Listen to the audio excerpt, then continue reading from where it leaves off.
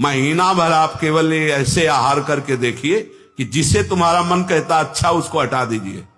महीना भर केवल रोटी सब्जी उचित, आप देखो अगर आपके अंदर का रजोगुण तमोगुण नष्ट ना हो जाए तो कहना आपके अंदर सात्विक भाव आ जाएगा, मंत्र में स्थिति होने लगेगी।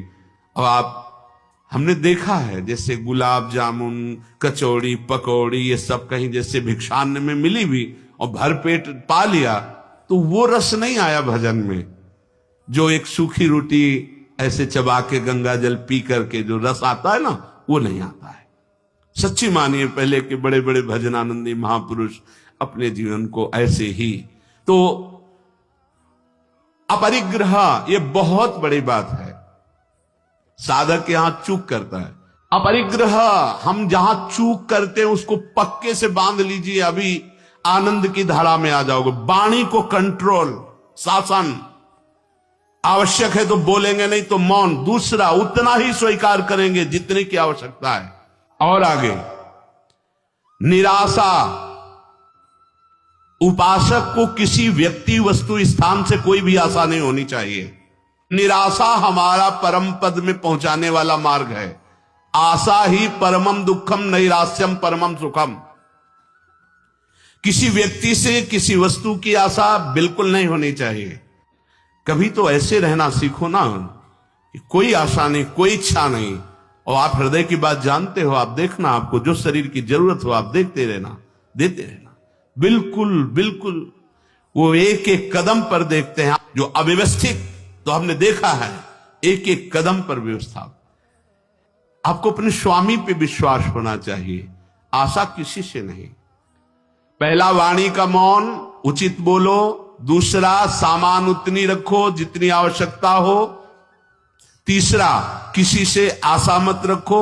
चौथा निरीह, किसी भी तरह की लोक परलोक की कोई कामना नहीं। बड़ा आनंद, अभी देखो जीवन मुक्त हो जाओगे। किसी से लोक की कोई आवश्यकता नहीं, लोक वस्तु की, और निरीह कोई कामना नहीं। कितना हृदय अभी आनंदित हो जाएगा, प्रसन्न हो जाएगा। निरीह कोई इच्छा नहीं, आज क्या पाएंगे, कोई इच्छा ही नहीं आनी चाहिए। कुछ स्पेशल प्रार्थना होती, कुछ स्पेशल तो राधा नाम है, राधा रूप है, वो आप दे सकते हो तो दे दीजिए, नहीं वो तो नहीं तो फिर और स्पेशल क्या हो सकता है। ये तो सब पार है संसार के। ये साधक उपासक चाहे गृहस्थ हो चाहे विरक्त, एक निष्ठा होनी चाहिए। यहां इतना डबल होता जा रहा है शरीर, चर्बी बढ़ती जा रही है पीछे भी पेट में भी, कि आसन में अगर कहा जाए पद्मासन में 20 मिनट बैठो तो बैठने की हिम्मत नहीं रह गई, तो क्या साधना करोगे। बिल्कुल ये बात होश में रखिए, शरीर को बढ़ावा देना बिल्कुल अपना नाश करना है। ईमानदारी से देखिए आप कितना समय मोबाइल में नष्ट करते हैं, जिनके पास मोबाइल है ईमानदारी से देखिए आप कहीं अंतर्मुख अध्यात्म की वृत्ति से युक्त हो पाएंगे। आप रजोगुणी भोजन करते हैं, आप टच वाला मोबाइल रखते हैं, आप अधिक समय उसमें, भले आप इधर उधर क्या समय नष्ट कर रहे हो। एक एक सेकंड इतना, जब कोई जरा सी व्यर्थ की बात करता है तो चिड़चिड़ाहट पैदा होती कि ये तुम अपना समय नष्ट कर रहे हो, समय नष्ट कर। अरे जितने सेकंड में हम राधा राधा बोलते उतने में तुमने व्यर्थ बात सुना दी, व्यर्थ बात। चलो गृहस्थ आश्रम में व्यापार नौकरी आदमी तो उसको बेचारे को व्यवस्था है, लेकिन आप भगवत मार्ग के पथिक है। आपका बिल्कुल एक एक मिनट बड़ा कीमती है, एक एक मिनट जगत मंगल के लिए है। हम 1 मिनट में 10 बार 20 बार नाम लेंगे और वो नाम जगत को देंगे कि जगत का मंगल हो, तो हमारी साधुता सुरक्षित हो गई। जैसे सिलेंडर आदि लाना है या कुछ भाई और कोई सर, तो रख लो, हम कह रहे हैं वो छोटा वाला रख लो, उससे अपना काम। ये बहुत अंदर की बात कहते हैं, क्योंकि इसमें आप स्वतंत्र कुछ भी देख सकते हैं, कुछ भी आप पढ़ सकते हैं, कुछ भी। बहुत ऐसे लाइनें में होते हैं वो सब, बस उसमें क्लिक करो, क्लिक है तो कहते हैं हाँ वो वीडियो आ जाएगा, वो वीडियो आ जाएगा तो तुम्हारा अंदर का वीडियो गायब हो जाएगा, परमार्थ वाला। और नित्य में एकांतशीलता, नित्य एकांत में शांत भाव से, शीतल भाव से। एकांत बहुत खतरनाक है नवीन उपासक के लिए, यह अनुभव की बात है। जहां आप अपने कमरे में जाएं तो समाज से ज्यादा सावधान हो जाएं, पक्की बात कह रहा हूं।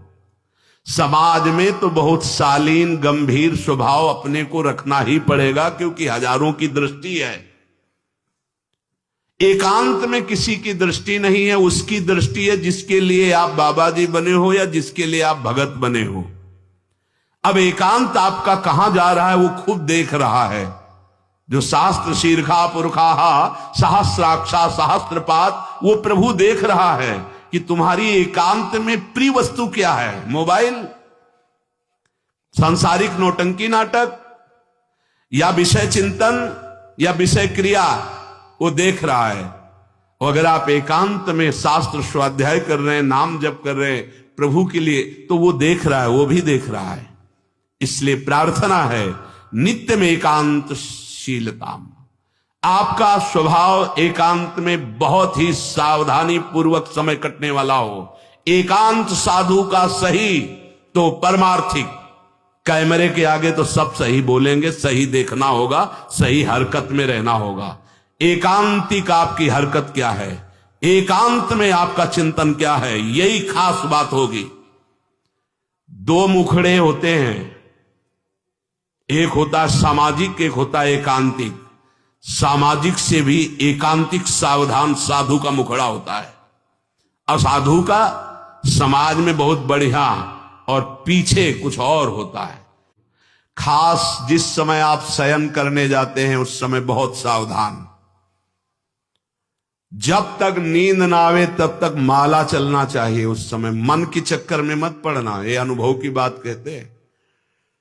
जब तक आपको नींद ना आवे तब तक बैठ जाइए, माला चलाना शुरू कर दीजिए। शयन के समय खास, जिस समय आप अपने कक्ष में गए शयन करने, मोबाइल हो तो सबसे पहले कमरा बंद करने के पहले स्विच ऑफ करो, उसको बंद करो मोबाइल को। प्रार्थना मान लेना, अगर प्रार्थना मान लोगे तो प्रार्थना करने योग्य हो जाओगे। गेट बंद होने के पहले स्विच बंद होना चाहिए मोबाइल का। अब अपने कमरे में शयन के लिए गए हैं तो माला हाथ में लेकर बैठ जाओ। जब नींद आने लगे तो और धन्यवाद है कि माला छाती से लगा हुआ सो गए, धन्यवाद। अगर ऐसा नहीं है तो नींद आ गई है तो माला विराजमान किया, बिल्कुल नींद में जा रहे हैं, अब चले गए। थोड़ा भी समय इसको मनन करने का मत दीजिए उस समय, नहीं तो ये दिन भर साधन में लगाया गया है, उस समय कोई असाधन सोचवा देगा या करवा देगा। बहुत ये पॉइंट की बात है, समझ लेना आप। ये देखा गया है हृदय में, उसी बात को कहा गया जब साधन काल में देखा गया है, हृदय में देखा गया कि फिर मन उस समय मतवाला होता है कि अब तो पूरे दिन हम साधन ही तो की, तो 5 मिनट की मुझे छूट दे दो। लेकिन नहीं, उस समय कठोरता पूर्वक इसको साधन में, और जब नींद आ गई तो शयन करो, जब उठे तो फिर वैसी दिनचर्या प्रारंभ कर दी। तब मन भगवदाकार